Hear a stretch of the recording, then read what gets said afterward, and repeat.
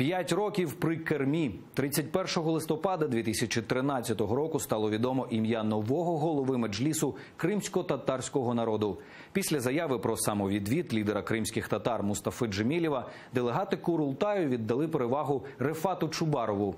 Рік по тому, під час захоплення Криму Росією та після анексії півострова, саме йому довелося знаходити вихід з найскрутнішого становища, в якому опинився весь кримсько-татарський народ.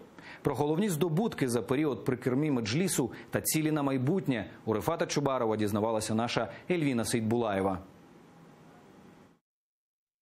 Самое знаменательное в избранном 5 лет назад меджлисе – это то, что подавляющее большинство осталось верно принципам и целям крымско-татарского национального движения.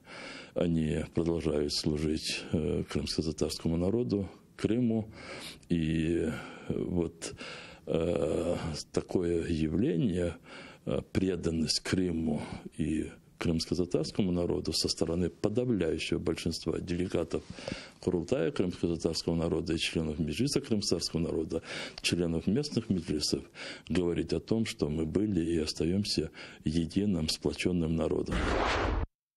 Мы ожидаем решения Конституционной комиссии. Я не сомневаюсь в том, что будущее Крыма, оно обязательно связывается с крымско-татарской национальной территориальной автономией. 12 ноября мы проводим конференцию делегатов Курултая крымско-татарского народа здесь, в Киеве. Одним из вопросов, который будет рассматриваться на этой конференции, это о выполнении решений внеочередного Курултая крымско-татарского народа, о праве крымско-татарского народа на самоопределение на своей земле.